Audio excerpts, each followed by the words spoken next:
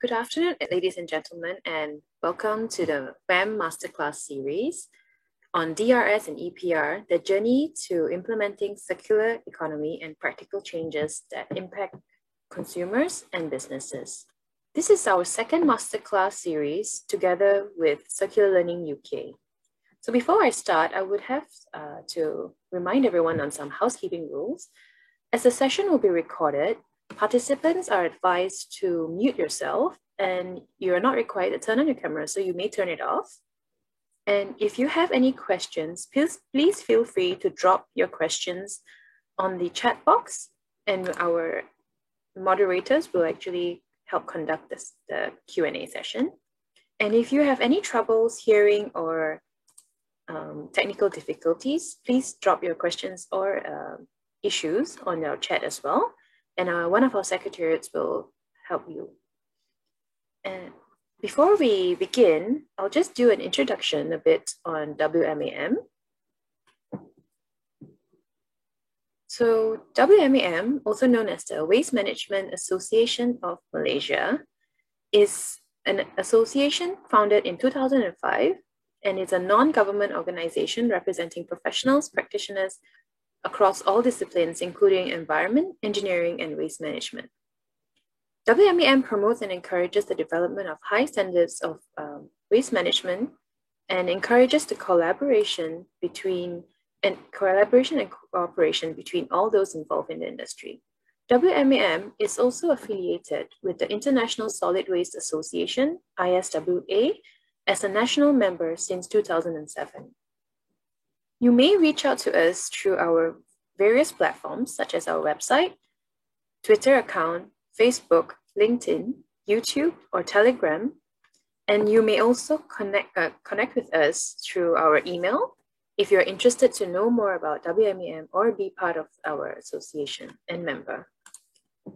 Without further ado, I would like to begin our session with our keynote first.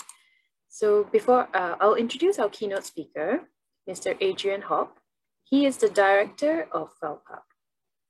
So Mr. Adrian Hawk is the director of policy at the compliance scheme VALPAC, where he is responsible for all aspects of policy development and liaison with relevant enforcement agencies, governments, and wider stakeholder groups.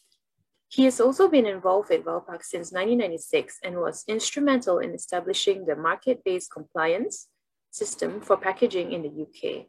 More recently, he has played a key role in the development and implementation of both the WEEE and battery producer responsibility regimes. He regularly participates in expert working groups to advise industry, municipalities, and governments on all aspects of producer responsibility and is a member of the UK Government Advisory Committee on Packaging. Adrian graduated from Cambridge in mechanical engineering and previously to VALPAC gained over 15 years industrial experience in the variety of leading manufacturing and consulting business. So without further ado, please welcome Mr. Adrian Hawk.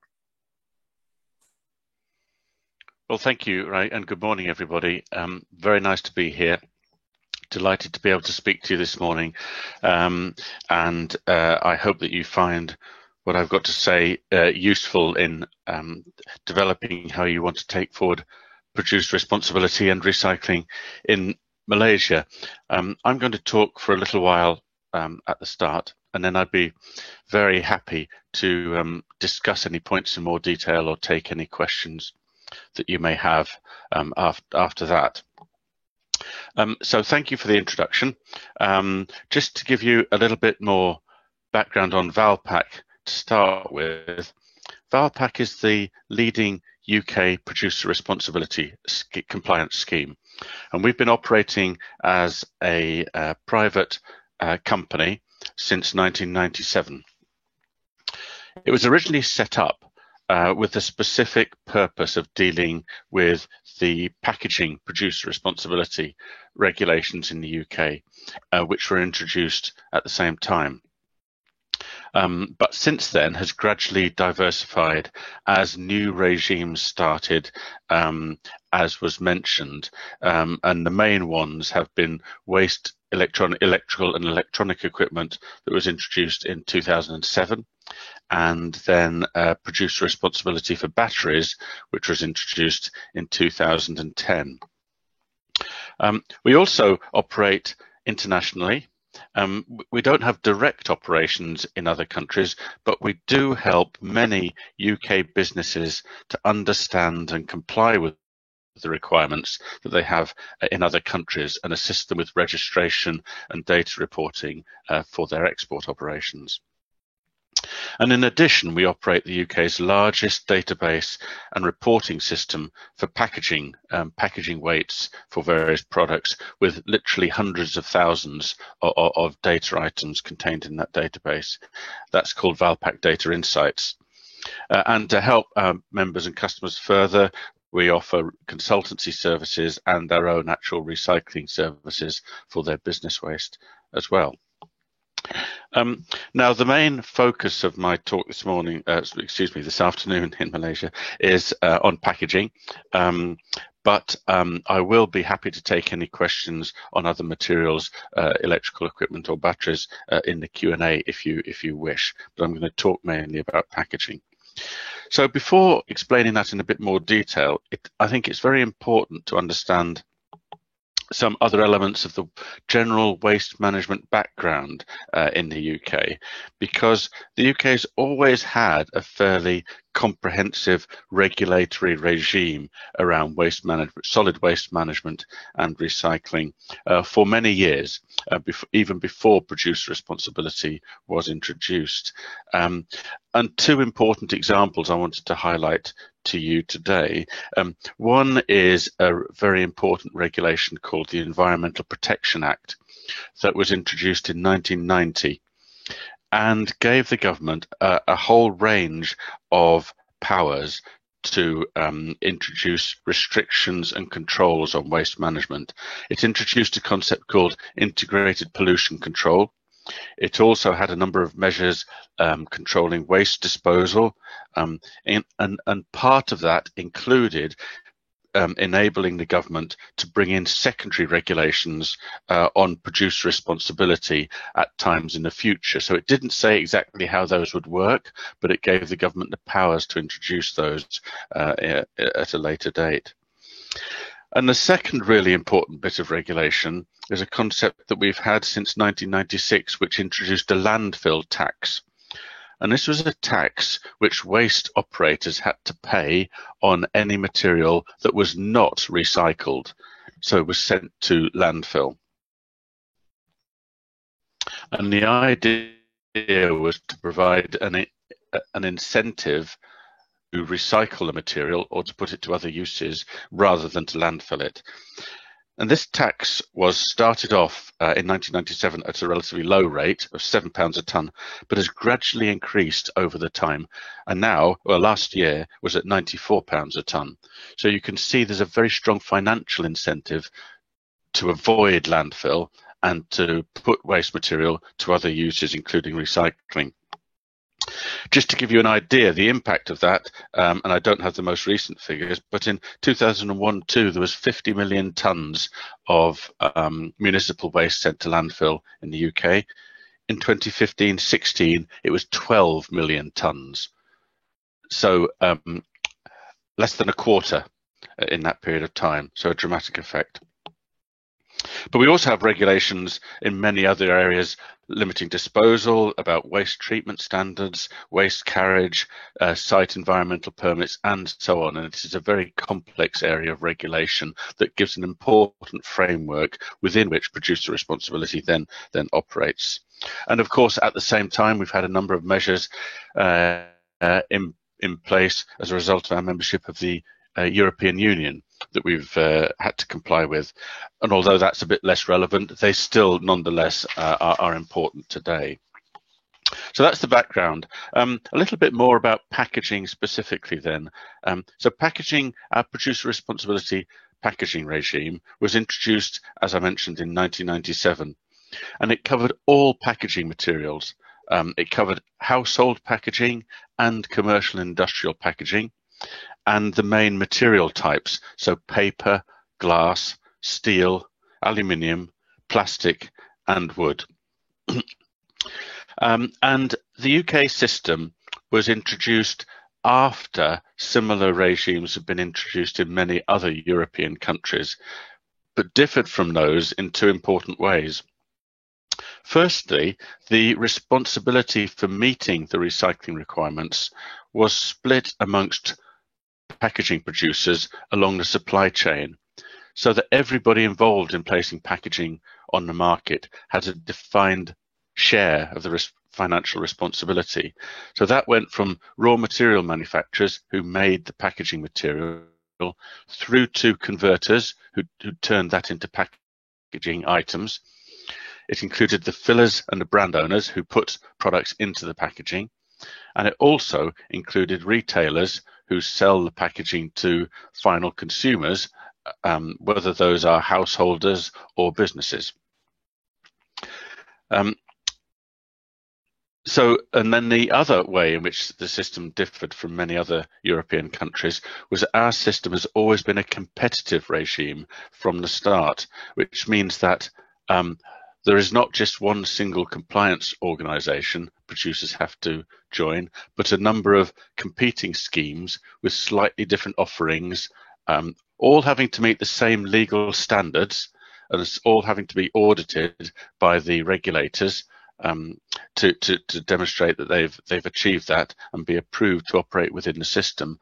But they can offer slightly different services to their customers, and of course keep prices and costs under control in that system. So the way the system works is that every year producers have to report their packaging sales onto the market for the previous year, 12-month period. So they report that in a set format to either directly to the regulator or more commonly to their compliance scheme. The vast majority of producers join one of the approved compliance schemes to enable that scheme to do their registration on their behalf. And also every year the government set annual targets for each material type to say what recycling level is required for that packaging material. And these gradually increase each year. They generally set them for about 5 years in advance so that you can see what the expectations are for future years.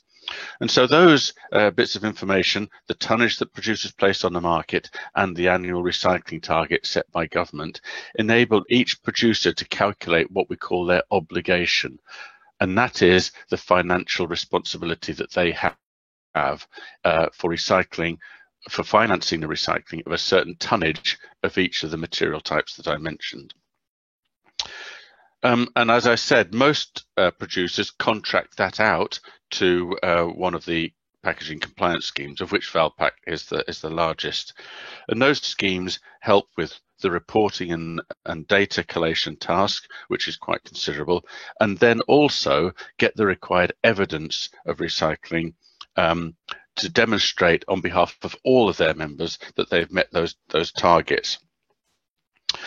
And that evidence comes from what we call accredited reprocessors. These businesses are accredited under our regulations either to reprocess packaging in the UK or to export packaging to reprocess and recycle that in other countries. And again, they have to meet strict requirements and be accredited each year. And if they're exporting material, the intention is that that should be recycled to the same standards as it would be if it were recycled in the UK. There is quite a lot of material exported, and we may want to come back to that point later on, because I know that Malaysia has received some material from the UK in the past, and there have been issues with that. And that is a difficult task to keep on top of. But of course, it doesn't just cover plastics. It does cover the export of materials like paper and metal, which has always been widely exported and traded around the world as a valuable secondary raw material. The net result of our regulations since 1997 has been really, in many ways, quite positive. Recycling rates for packaging in 97 were somewhere around 25% across all materials, and they've risen last year to around 70% today across material. If you look at plastic on its own, the figures are a bit vague, but probably plastic packaging recycling was less than 10% in 1997. In last year, it was just over 50% across all packaging materials, all plastic packaging materials. So quite a significant increase. But of course, the system isn't perfect, and it only covers, and it's not perfect in a number of ways. One of the ways is that it only covers a proportion of the collection and recycling costs. It doesn't cover the full cost of collecting and recycling packaging. And that is an area where it's been criticised in the past. It's also been criticised for not doing enough to drive investment and increase capacity in UK recycling specifically. It treats all packaging the same within each material. So within plastic, for example, all types of plastic would pay a similar fee, whether they are actually recyclable or not. So a few years ago, the government decided in 2018, in a document that they published called the Resources and Waste Strategy for England, that they were going to conduct a review of our producer responsibility system for packaging and look at how to improve the system, which had been operating for over 20 years, to make it more suitable for the next 10 or 20 years. And since then, they've undertaken two major consultation exercises, looking in a lot of detail at the issues I mentioned and other ones. And the second one of those has just concluded a few weeks ago. And now the government is considering those responses, and we think is likely to implement the first elements of a reformed system for packaging sometime around 2023 or 2024. The key element as far as producers are concerned is that it's likely to be a significant rise in costs for producers as a result of those reforms. From the current level in total, which is probably around 200 to 250 million pounds per year of cost of our producer responsibility for packaging, to probably the government's estimate is 2.7 billion pounds per year for producers. So somewhere around a 10 to 15 times rise in costs for producers. So a very, very significant step change in costs.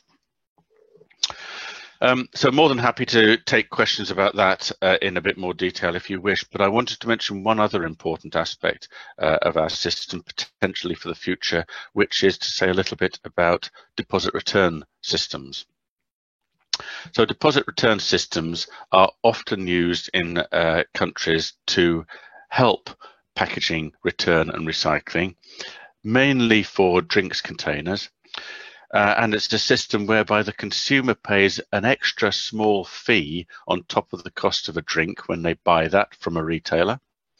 And then when they've consumed the drink and take the empty packaging back to a recycling point, they get that deposit returned.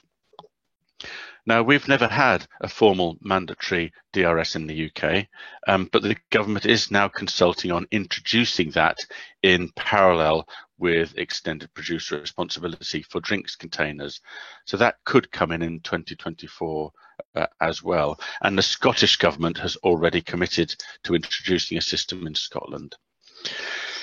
And this is particularly difficult here because one of the major developments we've had over the last 25 years in the UK is a very extensive rollout of curbside recycling and collection systems for packaging, whereby every local authority or municipality collects separate recycling from every household every week. So this is clearly a very convenient system for householders to use, and it's been a very important part of increasing our recycling rates. Whereas in most other countries where they have deposit return systems, they introduced a deposit return system where householders take their empty containers back to a retailer first before they introduced a curbside system, whereas the UK, it would be the other way around. So we have some particular challenges to overcome there. So in summary, really, we do have considerable experience of producer responsibility for packaging over many years. We're not saying our system is perfect at all, and there are major reforms are underway. But one of the lessons that we have learned that I think has been very important, both in the way the original system was developed and in the way the UK government is looking at reforming the system, is to have a very, very close collaboration between industry and government in how the system should operate. And I do have to say that the UK government has been very open to that, very willing to discuss options and to consult on alternatives before deciding what the system should be. So our system's about to change quite radically over the next few years. We don't know yet how that will go and what the outcome will be, but it will be much more costly to producers. And our basic estimate is that the cost of producer responsibility could add up to £100 a year to the average cost of shopping baskets for UK householders. So it's quite a significant cost. So that's what I wanted to say. I'm more than happy to take any questions and back over to you, Ray. Thank you, Adrian. So now if you have any questions for the participants, feel free to drop your questions on the chat box. If you don't, I'll just give a couple of minutes, and if anyone has any questions, if not, then we would move on to our panel discussion, which Adrian will also be part of. But yeah. Okay, so we have a question from Tobias. He asked, if you already have the curbside collection now, what drives the cost increase in this new system? Well, the main, there are two drivers, really. One is that the intention is that the recycling targets will increase even further. And so those curbside systems need to be reformed and improved even beyond their current level, particularly to get more participation where it's not so good. So inner city areas, for example, and also on the go packaging, which is not disposed of in homes. But also the main reason is that the system in future will be required to cover the whole cost, particularly of the municipalities' waste collection curbside systems. At the moment, producers make a relatively small contribution to that. They don't cover the whole cost, and that will be a change in future. So there will be a very significant funding directly from producers to municipalities to cover those costs for packaging collection. So we have another question from Pauline. Is curbside collection covering the whole country, or is it just a decision on the local municipalities? It is a local decision, but it's been operating for such a long time now that it now operates in every municipality in the UK. So it is not a legal requirement, although that is going to change as well. It will become a legal requirement to collect a certain set of materials as a minimum, but there are very strong financial incentives for each municipality to do that, not the least of which is the landfill tax that I mentioned earlier. So this moves them into that direction. And of course, there is a very strong demand from residents who are more environmentally aware than they were 20 years ago, and they want their material recycled. So these are the reasons that they've done that. Thank you. And we have a final question here from Jing Yan Wee. He asked, can you elaborate on the UK plastic tax that's to be implemented in March of 2022? Yes, sure. So this is another element of the government's reform package. It's not producer responsibility. It's not under the control of our Environment Department. It comes under the control of our Finance Department, HM Treasury. So it's linked, but it's not the same. It's not to increase recycling as such, but the tax is to impose a tax on any plastics packaging introduced after that date, which does not include at least 30% recycled content. So the intention of the tax is to encourage the use of recycled material back into new packaging and increase the demand for material, recycled material that way. So it's a tax at a fixed level. Anything that's over 30% recycled content will not pay the tax. If it's less than 30% recycled content, there'll be a £200 per tonne tax on that material. Hello, Adrian. This is CY here. So can you elaborate on the recycled content? To be exact, is that supposed to be a post-industrial or a post-consumer recycled content? Very good question. We're still awaiting some further guidance on the exact details of that. The intention is that it is post-consumer material, but there are some allowances for some grades of industrial scrap to be included in that, but it's very limited. The main emphasis is on 30% post-consumer material. So we'll just take another Thank you.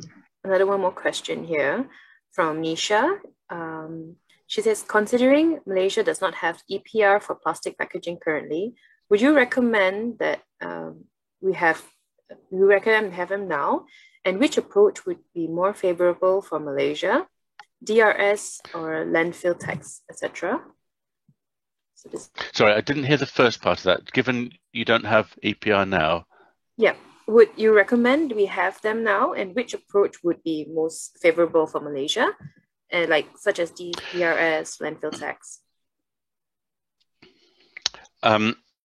This is a personal opinion. I'm not speaking for the UK government, but I think that the single measure that has had the most dramatic effect in the UK has been the landfill tax. Now, of course, that's not plastic specific. That applies to any material, and it doesn't just apply to packaging either. That applies to all material going to landfill. So I think that has been a really, really important part of the change that we've experienced over the last 20 or 25 years. I think it does need support though, and I think that producer responsibility or extended producer responsibility in addition to that provides an extra driver which will specifically focus on packaging, which could be all packaging or could be just plastic packaging if that's what you chose to do. My personal opinion is that I would only consider a deposit return system if EPR didn't work sufficiently well to get some extra performance. But deposit return systems are very expensive, and of course they only target drinks containers. They don't target all packaging, and so they do have some limitations. That's my personal view. Others have different views. Thank you so much, Adrian, and thank you everyone for your questions. We will now head on to our panel discussion. So probably from there you can ask more questions as well. So let me call on to Puan Sharifah. She is the moderator for today's session. And just a little background on who Puan Sharifah is. She is actually one of the key founding members of WMAM and is part of the board in WMAM and the head of training committee. She is actually a civil engineer by profession and holds a degree in civil engineering from the University of Southwestern Louisiana, USA, and a master's degree in environmental engineering from UTM Johor. She has more than 22 years of experience in environmental fields, including 19 years in solid waste management. She first started her career in Langhorne Environment and Wastewater as an environmental engineer, and slowly moved on into HiCom Environmental in 1996 as an environmental consultant. And later on in her career, she moved on to Alam Flora as head of corporate planning and R&D department, which is wholly part of, it's also part of DRB HiCom. So yeah, without further ado, please welcome Puan Sharifah as the moderator, who will then invite our panelists. Thank you. Thank you, Rachel. Thank you. Hello, everyone. Afternoon. Assalamualaikum. selamat tengah hari. So we are glad that everyone, I think we have more than 90 participants today. And then we also very grateful that we have our, distinguished high experienced panelists with us today. I have counted the total working years experience is more than 100 years. So that's a very significant. So we can benefit from all the panelists today. You can ask or pose questions. So okay, let us see. Let me introduce our panelists today. Okay, okay. The first panelist, Dr. Walid. He's the Director of Secular Learning. You may raise your hand, Dr. Walid. So everyone can see your face. He's a good looking guy. Okay, Dr. Walid, he's a chartered waste manager and chartered environmentalist with 20 years in environmental, waste and resources management, as well as the circular economy. He is the Director Circular Learning and owner or founder of the IREMS Limited UK, with clients in UK and internationally. He has a BSc in Food Science and Technology and also Master of Science in Environmental Pollutions and PhD in Waste Management. So he is our real expert. So please do not miss to ask questions. Okay. So his total working experience more than 20 years. Okay. So we have another panelist. Okay. All right. Mr. Joshua O'Neill. Mr. Josh, he's a highly skilled and seasoned green project manager with extensive global experience in system integration and alignment. He's also a certified change management professional. I think with all his experience, more than 30 years, I think he deserves a lot of PhDs. So he is actually currently implementing a lot of approach through his little club throughout Asia Pacific. So he's actually looking at the mostly through the global programs. Okay, we have another one with us.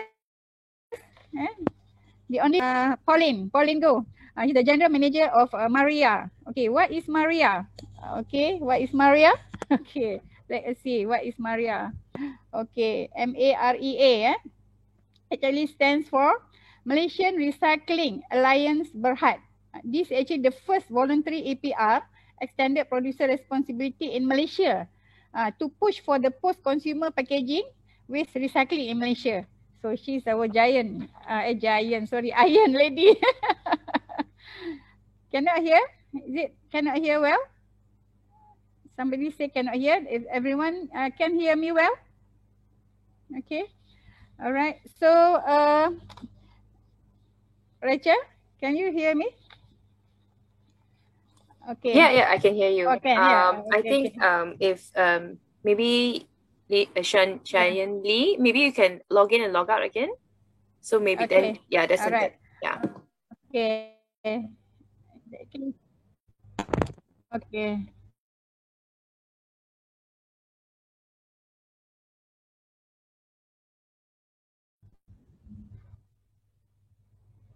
Okay. All right. Okay. Can you hear me? All right. Maybe I will also off my video so that the internet will be more stable. Okay. All right. So okay, to start this panel discussion, let us ask the panelists. Okay, we start with Dr. Walid. Can you briefly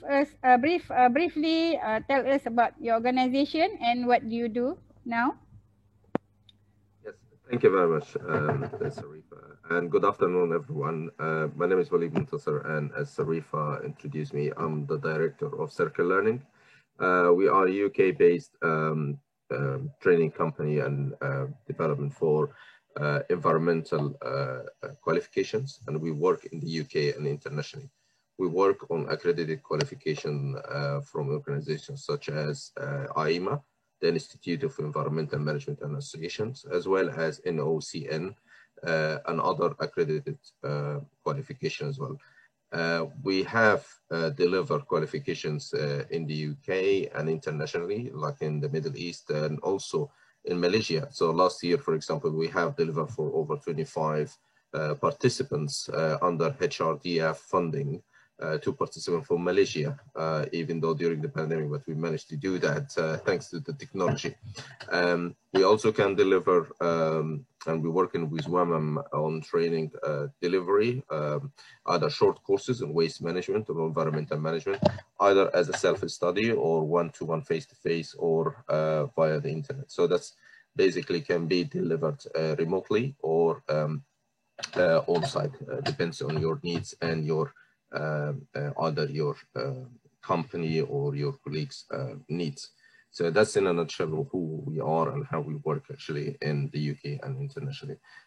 Just wanted to emphasize, and despite that many companies and organizations are now saying that it's a very hard time and it's maybe we are in the heart of the pandemic, but this is the best time to catch up with information what's happening around the world, such as this event today. So our talk today, for example, about DRS and extended producer responsibilities is a very important topic, and it's a hot topic even in the UK, as Adrian earlier has elaborated in that.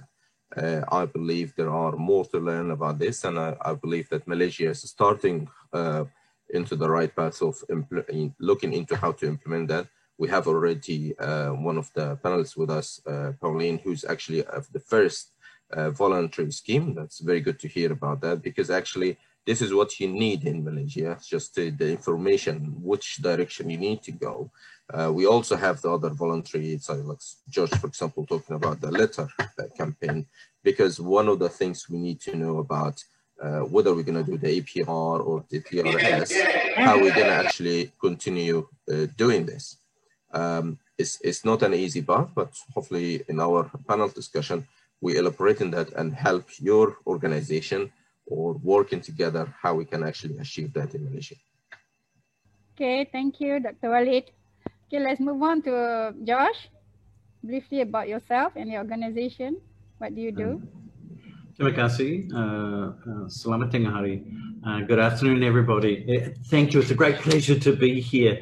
I'm a director at the Litter Club. The Litter Club started a couple of years ago, actually in Singapore, when I was on a project there, and we've grown now Singapore, Malaysia. I'm back in Malaysia, which is really exciting. Philippines, Australia, and in Indonesia.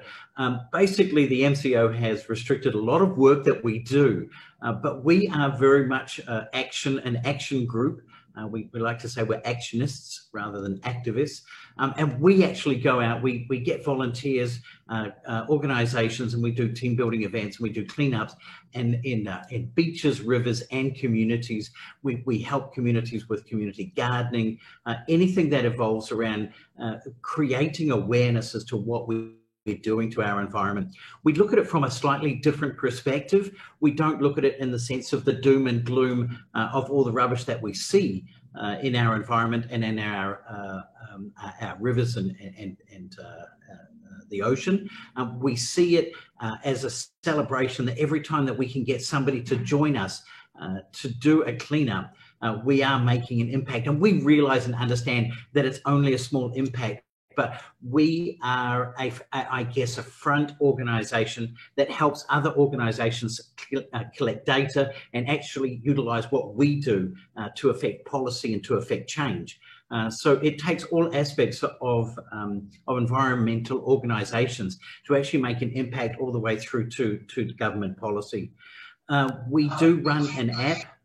The app was developed here in Malaysia, the Litter Club app, and we do collect critical audit data in the sense of what we collect in beaches and rivers. My background, I've been here in Malaysia, beautiful Malaysia, for the last 7 years.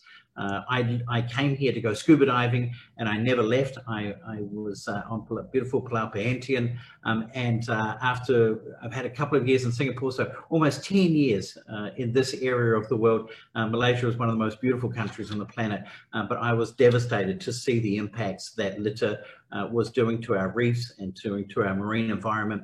So as a dive instructor, that's why the Litter Club is born. So, you know, it takes all aspects, things that Dr. Waleed, Pauline, Adrian, etc., all organizations that are working to make our world a better place, to come together and to help each other. So that's why it's so amazing to be part of this platform today. And thank you to WMAM for making this happen as well. Thank you. Sarifa, back to you.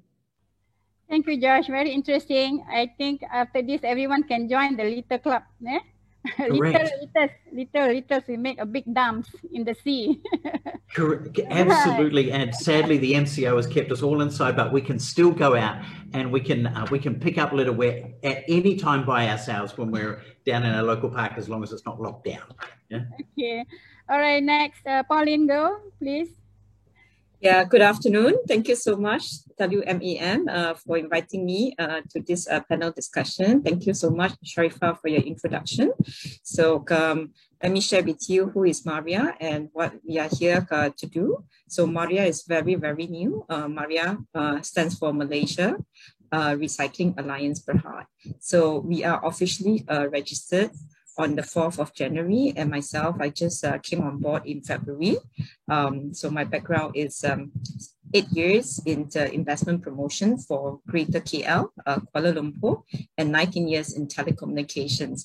So I definitely seek, all your help and, in my new journey into EPR.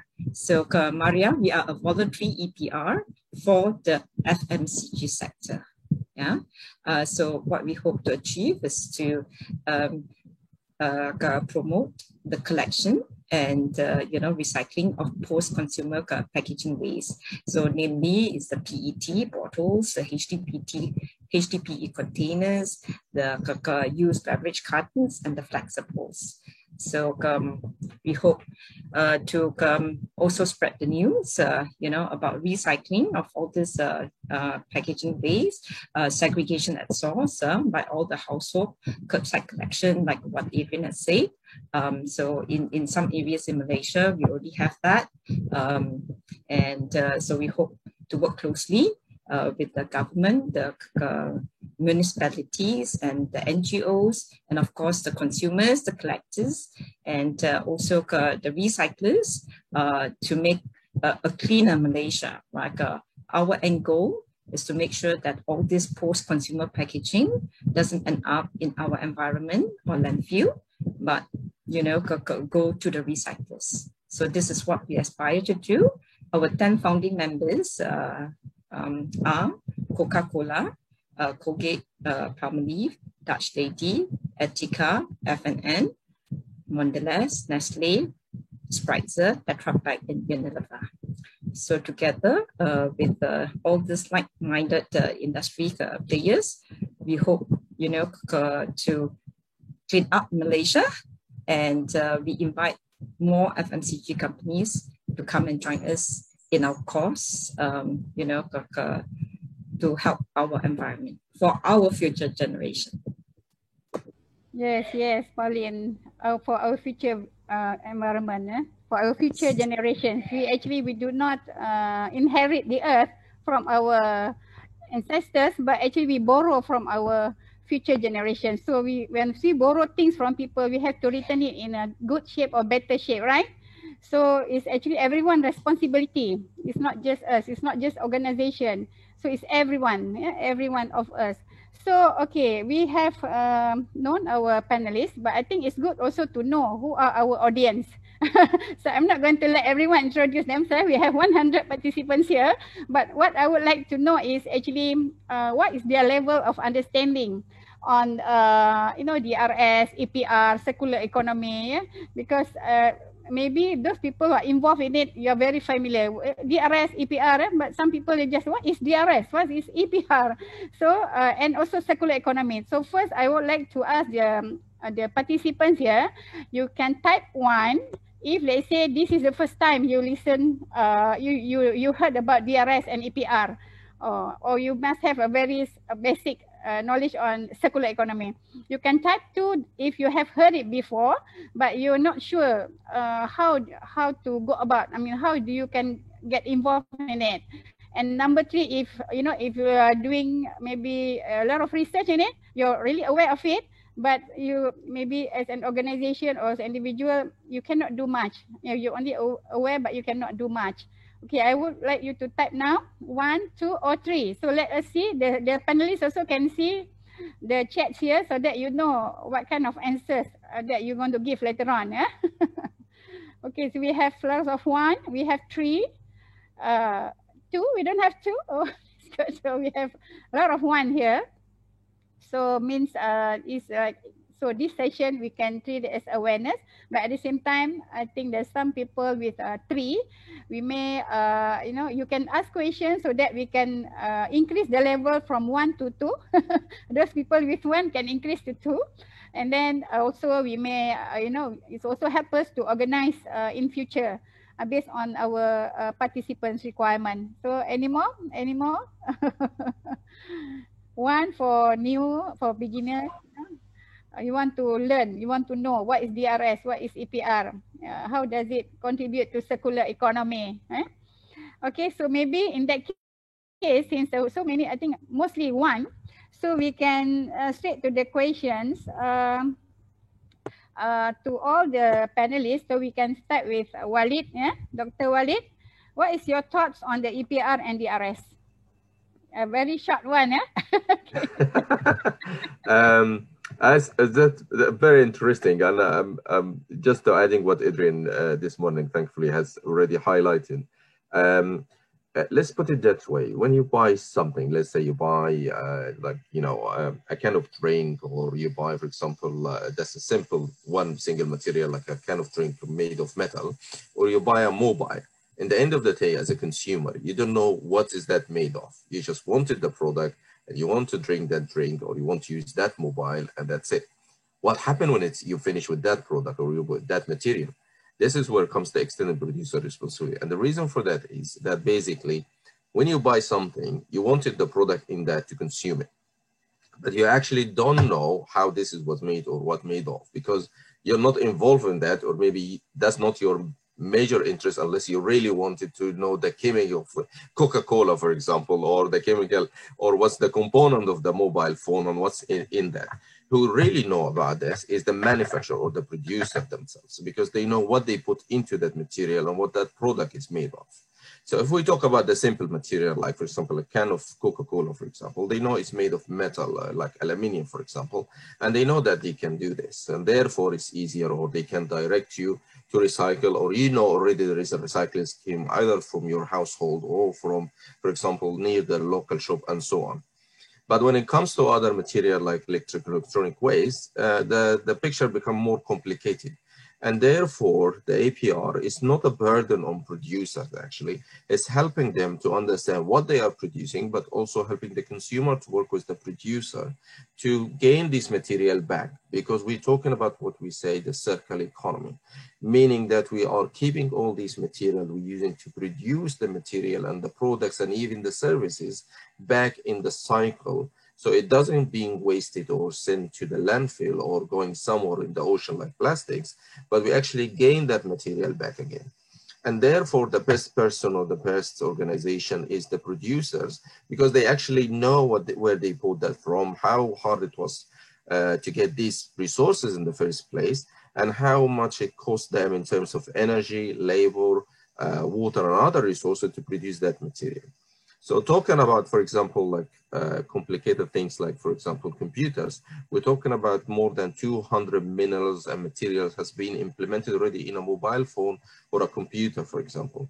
And therefore, the producer need to understand that. Even though the can of Coca-Cola is very simple and one single material, but also Coca-Cola needed to ask the manufacturer of the aluminium to get that to them, to transport that, to produce it in a specific way and send it to you and all of that. Any of that material, that's why the producer needs to look into that and bring it back. And that's by working with the consumer and other organizations like the government, for example. So that's what we talk about, the extended producer responsibilities. In terms of the DRS or depositories return schemes, this is an idea of like, okay, so the producer may want to encourage you as a consumer to return that back. You may be not really into recycling something. So there is another intensive, which is money. Everybody loves a bit of money extra, every little helps. So how we can help of having that? That's by working with the consumers in order to take that packaging back, and specifically, like for example, drinks cans or plastic bottles, that we can get it back. And that's by putting a little bit of fee on that material or on that packaging in order to encourage the consumers to actually get their money back. So for example, if you're gonna buy a bottle of water, a drinking water, a mineral water, if the mineral water, let's say it's about £1, we'll put like 10p extra. And that 10p, if you want it back, you basically need to put it in a specific machine or a specific place to take it back. That's how the deposit return scheme works.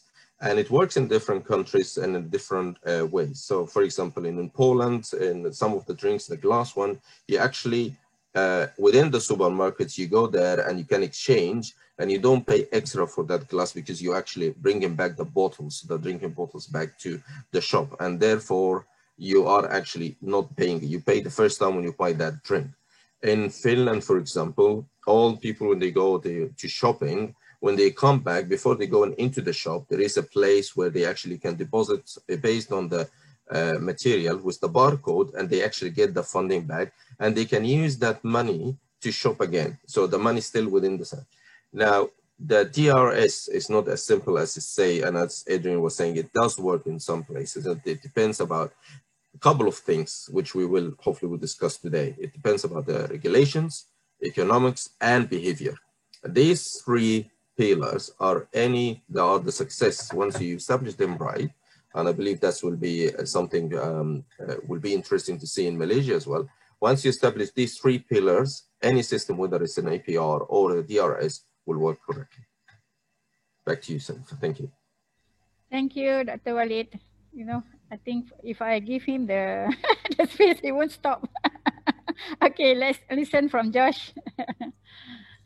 Thank you so much. And I think really quickly, what you said, Dr. Walid, certainly resonates with us. You know, and we come at a slightly, I guess, different look and a different avenue. You know, we truly believe that, you know, EPR is required. And, you know, the reason for that is that producers must be responsible, because at the moment, so much of it comes back to consumer guilt. And that's why, you know, we have organizations like ourselves who get people to go out and do river cleanups and beach cleanups and things like that, because, you know, typically we're being told that it's the consumer that is making the wrong choice and is not doing the right thing. But, you know, it does come back to obviously the manufacturer and the producer to supply the consumer with products that are already recycled, etc. And then, you know, you've got so much when you're talking about that that whole circular economy. There's so many factors in there, and we do talk about the producer and we do talk about the consumer, but there's a whole lot of other interconnectors in there, and that's certainly the recyclers and how we support you know, those organizations, and how, as in the UK, we make that competitive.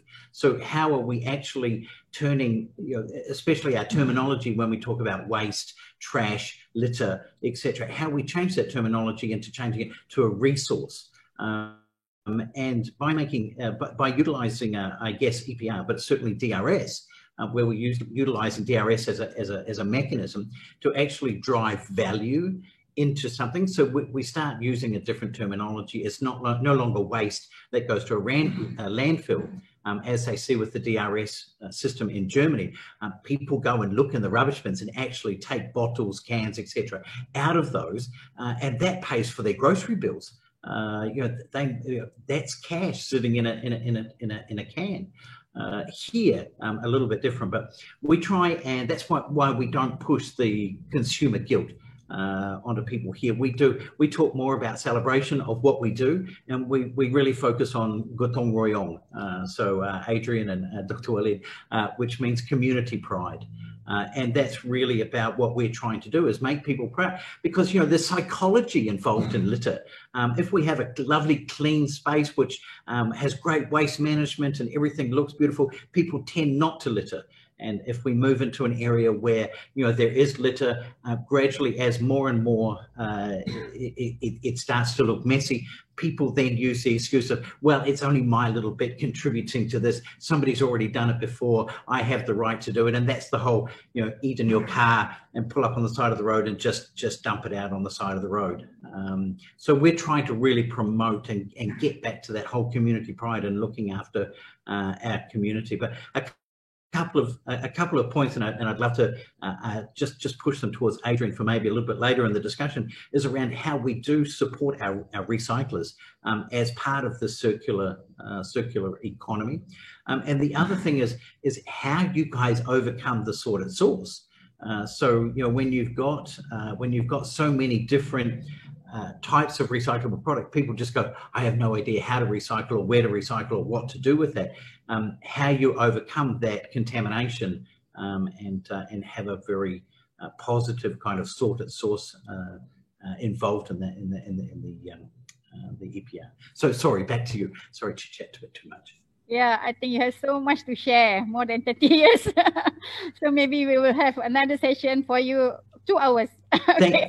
Thank you for bringing that up, more than 30 years. Everyone must be wondering, how can Josh knows Gotong Royong, because actually he has been staying in Subang Jaya. Correct, I'm in SS2. SS2 for more than 6 years. He is really from New Zealand. Very nice place.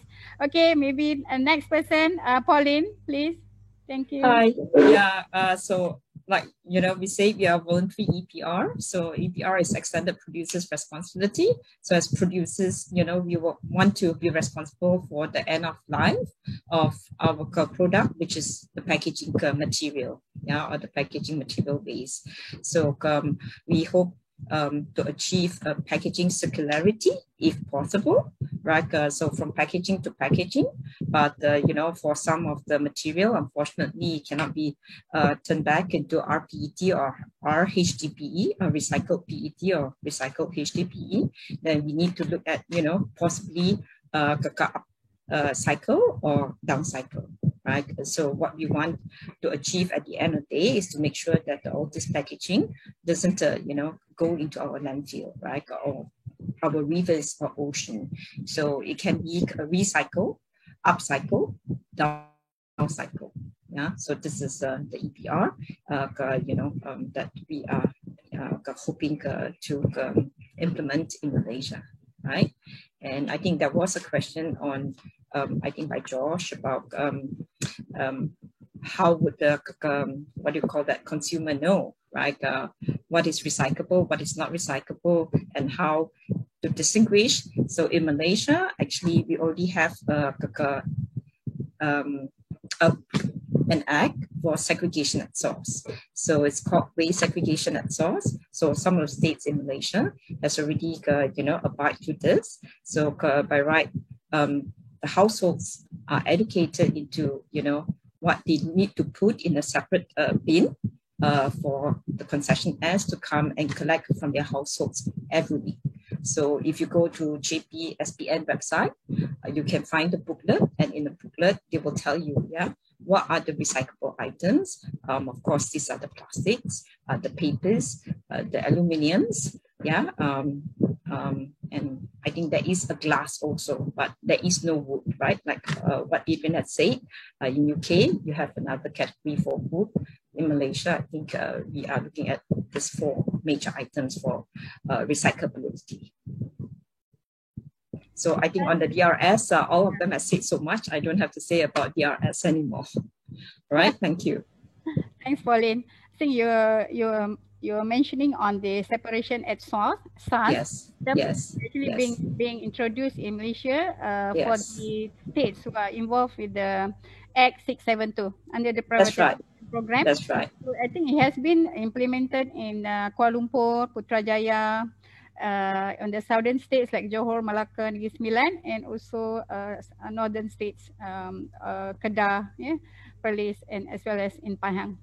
So I think that the issue is once it's separated, it is collected and disposed. So whether the demand on the recyclables are there. What our issues now is on mainly on the no value or low value plastics, which is a lot now due to this pandemic. A lot of packaging materials which has no value or low value. That's also another issue that could be addressed later on. And in fact, based on I think in the chat, Dr. Tang mentioned that actually we already have our first APR for e-waste. It's being drafted, but I think waiting for the Parliament to approve it, endorse it. So maybe I would like also to call Adrian, if you want to say something, and how can the system that you are doing now in UK be implemented in Malaysia? Because I believe if we have this, plus Maria maybe come up with a system similar like your system, it may be feasible to be implemented in Malaysia. Can you say something on that?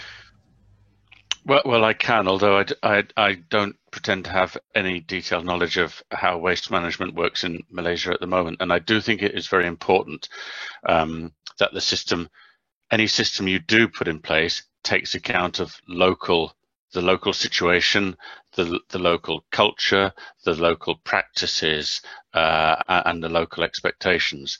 And so that's why solutions are not the same everywhere. They do need to take into account those other really important factors.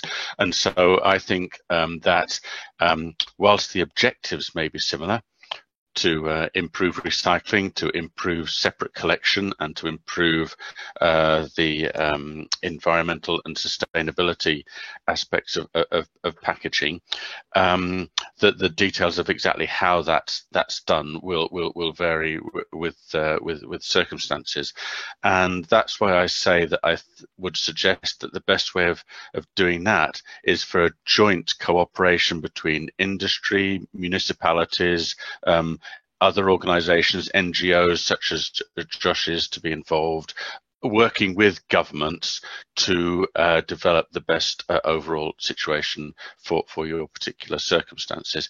And that's not an easy task. It can't be done very quickly. It needs to be the subject of lots of discussion. At the end of the day, the government will have to decide which system they want to implement and set a timetable for that. But to do that in the knowledge of all of those factors and considerations, I think would be very valuable and lead to a better system in the long run. There is a lot of experience around the world. We've been talking about the UK this morning.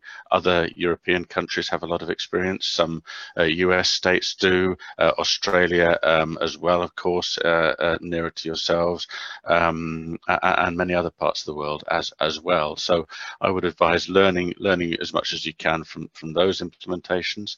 And in response to the point that was mentioned about separate collection and how to drive that, this is a really difficult subject and requires a lot of patience, because of course it depends on the actions that each individual consumer takes when they're at home, deciding, what do I do with this empty container that I've got? Do I put it in that bin or that bin, or do I just get confused? And one of the things that we've learned over the years is that until recently we've not had, and we've not been very good at giving consumers a clear and simple message about that. And I think the whole area of consumer communications, clear and consistent communications about what they should do is really important, because once they have developed some habits and some practices, it's very difficult to change them. I know that in Germany, for example, they introduced their packaging green dot recycling system many years before the UK did, and they spent an awful lot of money on educating consumers at that time. That was in around the early 1990s. Now, luckily for Germany, German consumers, once they're given a message, they tend to stick with it. They do what they are told. And so they've retained those habits for all of that time, and they have some of the best recycling rates in Europe. Since then, they have not invested so much money in those consumer communications, but it's taken a long time for the learning to die away. And now they're starting to think perhaps we need, with the new generations of people growing older, we need to restart those efforts and do that program again. So I do think it's very important to keep those messages going. Yeah, thanks, Adrian. So looking at the, if you want to impose landfill, for example, landfill tax in Malaysia, I noticed that you mentioned that there's a huge reduction of waste going to landfill, or more than 25% in 3 years, by putting a landfill tax. But I think for Malaysia, if you put landfill tax, we may have more illegal dumps along the roads. So it needs. Well, that is exactly the problem. So it can't be one thing on its own. That's exactly my point. So that would only work if there is a very strong system of controlling landfills and waste management as well as the tax. You can't do it on its own. Yep. Yeah. Okay, that's great. Okay, I think there's a chat in the chat. J. Ahmad Nizam mentioned that I absolutely agree with the Little Club. So, Mr. Josh, the producer has to have a bigger responsibility than consumer. So even now we have to pay 20 cents for use of plastic and when we buy things. So the consumer still use unrecyclable plastic for packing. So I think we have a long way to go. But anyway, we have to start somewhere. Yeah. But I think like today, we want to also discuss on now we have this pandemic, COVID-19. So we also noticed that there's some change in our solid waste compositions because of the change of nature. Everyone work from home, order food. So a lot of packaging actually, and those are packaging which cannot be recycled as well. So my question is to the panelists. We start with Dr. Walid. How can EPR and DRS help companies during pandemic COVID-19? Because there's a lot of business, shut down. I think people who are selling face masks and gloves are doing well, but not other businesses. Maybe food still okay, but of course it affects the restaurants, the hotels, and others. So please give your views on how can EPR and DRS help these companies during pandemic COVID-19 and also post-COVID-19, post-pandemic. Okay, Walid. Thank you very much, Sarifa. I think this is a very good question because everybody thinks that this is a hard time, and as I mentioned earlier in my my talk earlier, that this is the time actually for a reflection, meaning that any business now are looking into like the change of the business model or how we are actually working is different now. So whether you are a manufacturer or a service provider, you need to look into your raw material and how you provide your services or product to your consumers or your clients. That's the first step to have a look at that. And we're happy to help in that because this is a case by case. I cannot tell you, for example, if you are a car manufacturer, you need to do this. If you are a restaurant, you do this. Because waste is a very live thing. And even here in the UK, we have, or even in Europe or any part of the world, even in the UK here, we have a different waste streams and depends on A, the location, and B, into the seasonality. So I'll give you an example. So, and it's not in the pandemic. Every 4 years, we have a very big tournament. Either it's the World Cup or we have, for example, the Euro tournaments, competitions. And we actually have a change in the waste management. We usually have in the an increased sales of new TVs and HD TV and things like that. And people actually get rid of their old TV because they have a better experience of watching football. And believe it or not, that change actually the type of waste we see, like the electric and electronic waste. Coming back to the questions as a business, what do I need to do? You need to have a look what you actually provide as a service. Now, you're providing the service. Is that will be actually continuing after the COVID-19? Are we going beyond before COVID-19? I doubt it personally that we will be working the same what we were working 2-3 years ago. Businesses will be working more remotely. We will be working more actually from home. Less usage of material. Will be more packaging for deliveries and be more about cardboard. We're using more. So then, as a business, how I can actually get that opportunity. Do I need to recycle more? Who can I actually ask to recycle my packaging? Who can I ask or can work with a recycled packaging rather than using a raw material from scratch? This is where your business needs to look at your business model, your raw material coming into your business and coming out. Then you will be able to define that. And there are many examples around the world, not only in the UK, but also different manufacturers who are actually implemented that model as part of the circular economy. So looking into, for example, as your business is encouraging your consumer, okay, you're gonna get that product from me, the packaging, either you can give it to us or let us know how you're gonna recycle, or we can help you to recycle that. That could be part of your business model, for example, and that recycled material, you can sell it to the waste management company or the recycling company. So there are a couple of examples, there are a couple of businesses already done that, but again, it comes into what type of waste do you have, the amount, the cost, economics of that, the business case of that, and finally the behavior. Very important things about waste management, not only your willingness as a producer, but also the willingness of the consumers. Because again, as Josh and Adrian, as I mentioned earlier, it takes a lot of time to people to change. Josh mentioned that people sometimes they said they're not gonna do the litter because it's a nice place. In the UK, for example, it took us over 20 years to achieve from 10% recycle rate to 45%. So it's not an easy journey, and don't expect that people will, oh, okay, we want to recycle, yay. It does take effort and time and explanation, but once you start, it will help you in the long run. Thank you, back to you, Sid. Okay, thanks, Walid. Okay, Josh? Look, I have to agree with Dr. Walid. Litter is not sexy. And there is just no incentive, you know, there is very little incentive for people, you know, to recycle. So this really does come down to, you know, multiple factors. You know, New Zealand is known as a very green, clean country. It's been a long time since I've been there, so that's probably why, because I was quite messy when I was young. And obviously I've contributed to a large amount of the waste that the world is now trying to clean up over 56 years. Fortunately, over the last few years, I've realized my mistake and am now trying to do something about it.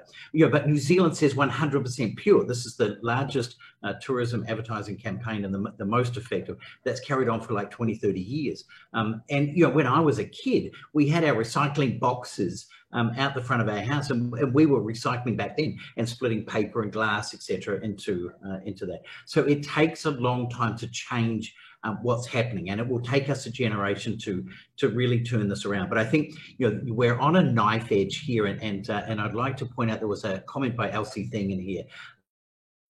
Which I agree with in the chat box. You know, this is really about popularity and politics and all of these things. So it's great that we can change the way we do things and add tax, etc. But if it's going to affect our rakyat, if it's going to affect our people and the cost to the consumer, then a politician does not want to do that. And we're heading towards elections in Malaysia, so we'll have to maybe wait until after that happens before we can kind of put the heat on the government again. But you know, there is an opportunity. I believe that there's another opportunity here, and I just want to throw it out there in the sense that, you know, we currently recycle 1, 4, and 5 quite. Oh, did I get that right? 1, 4, and 5 quite easily. Yeah, and there's money in that. There's money, but we still have 2, 3, you know, 7, 8, 9, 12, 20, 22. Actually, 20 and 22, they're cardboard. So I think we can recycle them as well. But why are we still producing all of this other type of packaging? Can we not, you know, target at specific ways of either getting them to produce it in 1, 4, and 5? I hope I got that right. And get rid of the 2s and 3s, you know, or change that into some other way, so that we've got some you know, some competition there, and then somehow support recyclers to be able to do that. So coming back to the question at hand, how does APR and DRS affect as we are at the moment? You know, this comes down to businesses making the right choices. However, at this time, it is sometimes doing the right thing is not necessarily the easiest thing. So as Adrian said, if I have a takeaway container, what do I do with it? Do I wash it and put it into a recycle bin, or do I throw it in the bin and it ends up in a landfill? We're all busy, we're all stressed, we're all bored of being under MCO here in Malaysia. And you know, it's not just consumer, but what we get, we then also as a consumer have to make a decision as to what we do with it. And as I say, the right thing is not always the easiest thing. So thank you. Back to you. Yeah, I like your term. The right thing is not the easiest thing. The right sometimes the most difficult. Yeah. Okay, let's pass to Pauline. I think there's one question in the chat box from Irnis Azura. Pauline, can you read the chat here? As we know that you can read, right? As we know, there are only several plastic that we can recycle. What about plastic food wrap? For example, biscuits, chocolate, rice. This item is still disposed to the landfill. How can Maria tackle on this problem? So just like I mentioned, we are not talking about full recyclability. We are looking at upcycling. We are looking at downcycling. And you asked at the right time. We just had a meeting actually before this with Resourceful to see how we can actually, help to take up all this flexible, the soft plastics, right? Because today in Malaysia, we don't really have a solution for soft plastics. But in Malaysia, recycling is actually a very established business, especially for PET, HDPE. The most established is our PET recycling, ecosystem, followed by HDPE and also the Tetra Paks or used beverage carton. But flexible is still, we don't really have a solution. So we talked to one other company to see if possible we take the flexible and turn it into energy, right, for the cement clean.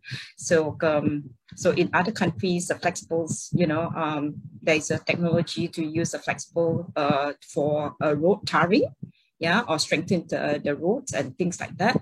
So in Malaysia, we are also here to think about a solution, while having, we are also engaging with some companies who are interested to put big investment in Malaysia to look at chemical recycling for the soft plastics. And I'm sure in UK, you already have the technology there, which is called Mura technology, right? So we had a meeting with them also about a month back.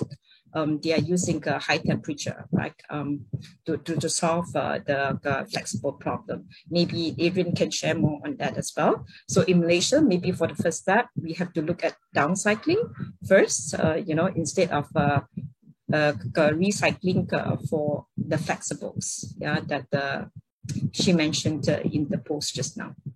So we are, actively looking for solution, on the recycler side. So of course we are engaging, with all these recyclers.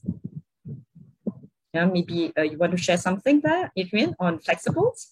How do we solve the problem for flexibles? Not easily is the answer, Pauline. But just a couple of points from the UK.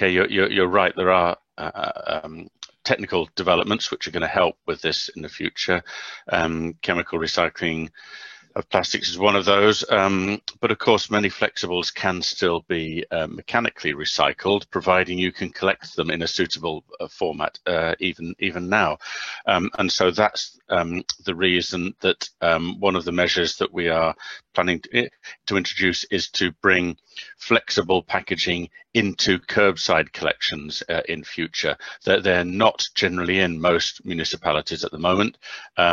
You can recycle flexibles, but people have to take them back to the store, and only some stores do these collections, so you have to know which ones do and what happens in your local area. It's not very easy, it's not very convenient.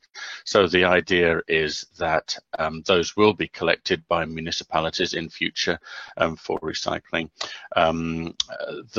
Again, this will only work with some clear consumer information about what they can do, because films can be quite contaminated and difficult to recycle. So the details of that aren't yet clear.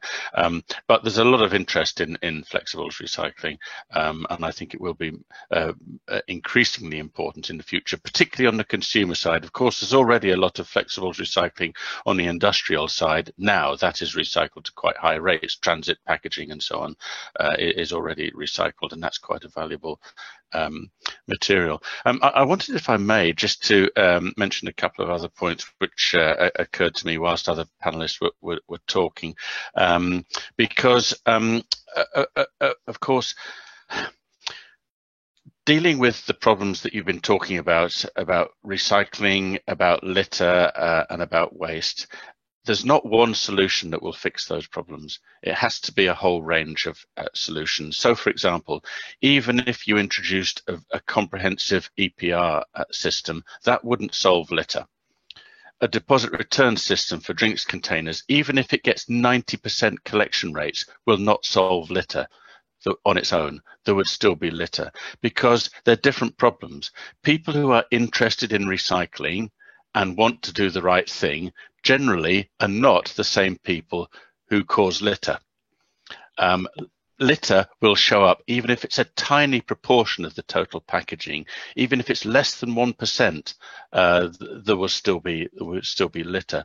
So improving recycling can help. Introducing deposit return systems for greater collections can help, but they will not address the whole problem.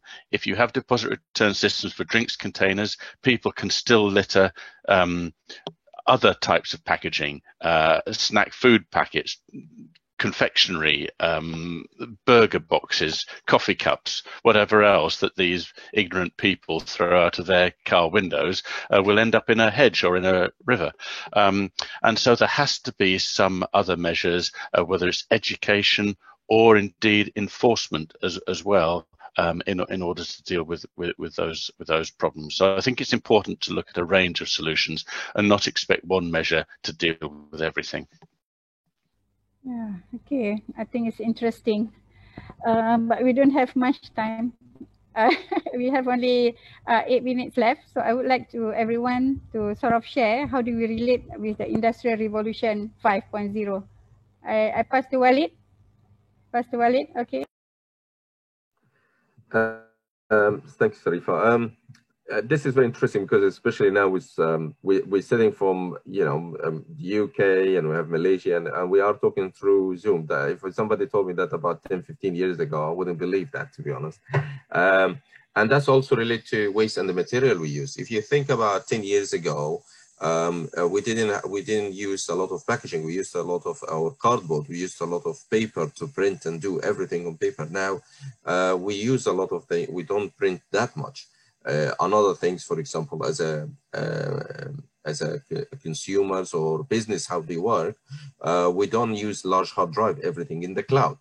So the waste itself is actually changing because of the way the Industrial Revolution has pushed us to actually to change the way we work, to change the way we communicate, to change the way we manufacture. We have now 3D printers.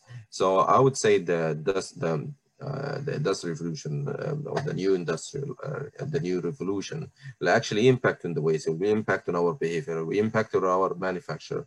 And we have to look around and think how we can actually change the way we look at waste as well, because waste not becoming waste anymore. How we can actually use this revolution in our benefits. It's great to have internet, great to have communication, but how we can use that, that will be the interesting thing, because it's not easy, but it's also beneficial. Thank you, sir.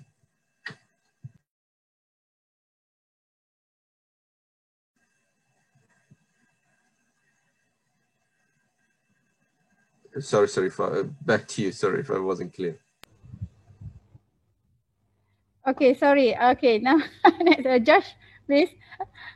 Okay, actually I'm having two programs at the same time. Sorry. Okay, next to Josh. After Josh, maybe can go to Pauline and then Adrian. Okay. Thanks, Sarifa. Just to I guess wind up. Yeah, I agree. We are at a change point in what we're doing as a populace of planet Earth, basically, and we need to look at doing it the right way. And I think that there is now so much focus on what we're doing that this will culminate in a lot of new developments, and there'll be a lot of tech focused in this area. But at the end of the day, we can't. Tech is not going to save us. The only thing that's actually going to save us is each and every one of us being responsible for what we do, and ensuring that manufacturers, producers of this are also made responsible for the entire life cycle of their product. This is really the only way that that things can change, and it will take a little bit of time, because sadly, policy changes, etc., do take time.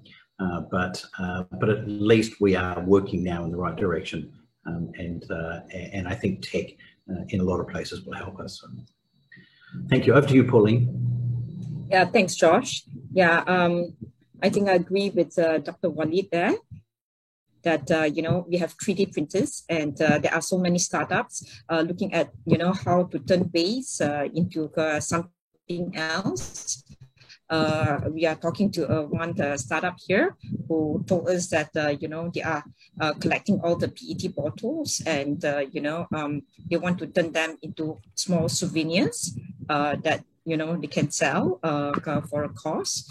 And I have another Italian startup in Malaysia who's looking at collecting back all the Nespresso capsule or the coffee capsule and turn them into chairs, using 3D printers as well. And the chairs will have the smell of coffee. Yeah, so not just a normal chair, and they are targeting the very high-end chair. Yeah, so technology definitely is going to help us to do all this transformation. And in terms of recycling, I'm sure everyone is moving up the value chain as well. We are just talking about the chemical recycling plant, right? So one of the large MNCs said that they have this new technology to turn plastic type 2 to 7 into a resin that go back to produce the packaging. Yeah, so there is so many technologies out there, and even for our UBC, right, used beverage carton, right? Today, the technology is separating, between the paper and the polyol, right? The newer technology will again allow us to further segregate, the PP, from the aluminium. So definitely, all these are very helpful for us to really close the gap, right? And so that we don't have to throw all this, packaging into the landfill, right? We make use of this packaging, right? If we can't make them circular, then we can make them, into other, other forms or other things. Okay, maybe Adrian would like to share few last words. Well, just a few final comments. Thank you for the opportunity. I think you have a big challenge ahead. I wish you all the very best in that. The two thoughts I would like to leave you with, to repeat, I think that it is very important to look at a range of measures to improve this situation. There won't be one solution that will deal with it. So whilst recycling and deposits are useful tools, they won't work on their own unless you also have basic waste management controls that are properly enforced as well. And the second point I wanted to make is, do think about and bear in mind unintended consequences. So, for example, if there's a tax on landfill and landfill becomes more expensive, the idea is to improve recycling. What you don't want is for people to then illegally dispose of material separately, because that would make matters worse. And another thought is that one of the unintended consequences that there has been in some parts of the world with deposit return systems is that whilst they can work very well in specific circumstances, they can also cause a situation, which I think Josh mentioned, where they can lead to scavenging of material, people taking bottles out of receptacles and litter bins. And of course, they just take the deposit material, and all the rest of the material is thrown on the ground and makes the litter worse. So do be careful of unintended consequences is my message. Thank you. Thank you, Adrian. I think it was very interesting session today, and a lot of comments in the chat. I think we have a very responsive participants.